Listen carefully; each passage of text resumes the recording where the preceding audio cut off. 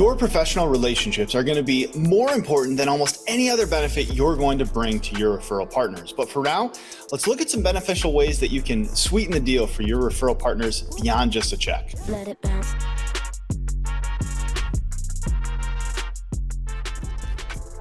When our team first started, we needed to convince firearms instructors to allow us to sell our memberships within their classrooms. Now, if you're not familiar with the firearms industry, those firearms instructors guard their students like they are their own children. If all we offered was simply a commission for a sale, many of these guys would act like they're almost allergic to money, out of some sense of nobility maybe. It was totally fine, it's totally appropriate, and I just want to make it clear that it's not going to be much different for your referral partnerships in the sense that money alone isn't going to create strong partnerships. Now, our instructors only allowed us in when we were professional, we knew our product well, and we could articulate things to their students that they needed to prepare for, that things that were going to happen after that class.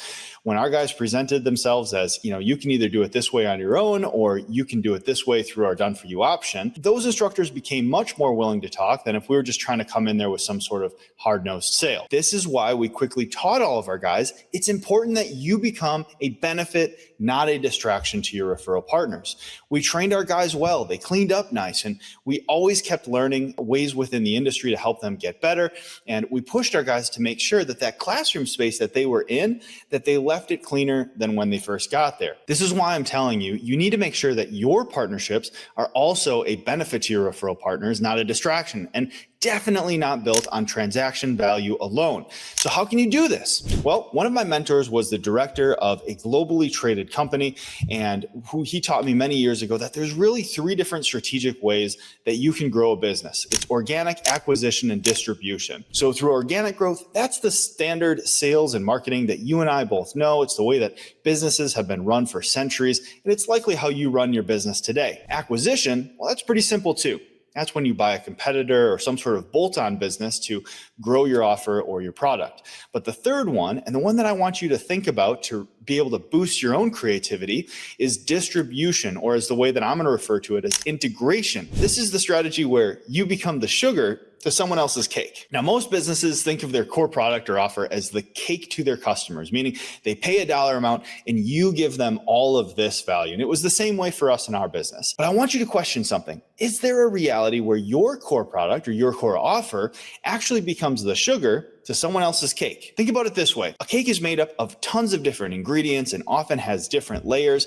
And if you could position your products or services as just one ingredient within a larger offer or a larger cake, you could walk into a relationship that turns sales on autopilot. Integration growth is this idea where your product, again, is that sugar to someone else's cake. It creates an environment that's less reliant on transactions, but instead it's more reliant on relationships and trust. It's the thing that you and I both know is the most important in all of this. If one of us is reliant on the quality of the other, the integrity of both of our services is much more important and increases.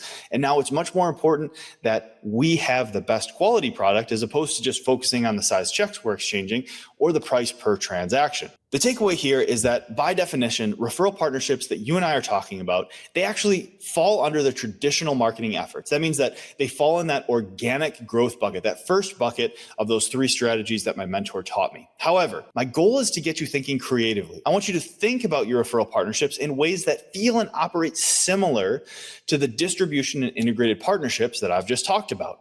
It's another reason that I want you to prioritize those medium partnerships. If you think about it this way, those business partners, you can offer to provide value that often goes further for less when you focus on that type of business. One of the very best examples that I can provide from this is actually an example that I heard from stage from an owner who was talking about his experience at a business acquisition workshop that I attended a number of years ago. This was someone who had a pest control membership that actually used a cancellation save in a way that I think is absolutely brilliant. So when customers were working with this pest control company, they were billed every single month, but their service was every 5 to 6 weeks. And so a lot of times they were thinking that they'd get billed multiple times, that they just weren't getting the service in between. And so they would call to cancel. Well, this pest control company, they trained their call center to retain their best clients. And then after the save, they would then give them a $100 gift card for carpet cleaning. Now, why is this important? Well, the carpet cleaning company was also owned by the same owner. And what he realized through his own metrics is that his carpet cleaners had a 50% conversion rate to membership the moment they crossed over into someone's house. And so you think about that, they were saving their best customers at one company, and then they were also increasing their leads at another with, again, their very best customers. Now, not only did this program provide massive benefit to both companies, the pest control company sold a majority of its ownership to private equity for over $100 million in 2024 when I heard this example. Absolutely mind-blowing. But again, a way that they were able to take two different businesses, lift them both up at the same time, and their customers were paying them happily for it. I thought that was great. So in conclusion, your best partnerships are going to be built on relationships, not on transaction value alone. You should be focused on being a benefit to your referral partners, not a distraction. And the best way to do this is creatively considering ways that you can integrate into their natural buying process already. Lastly, just because you're not running a Fortune 5 business doesn't mean that we can't learn some lessons from the big boys. Sometimes it pays huge dividends to find ways to make your core offer the sugar to someone else's cake.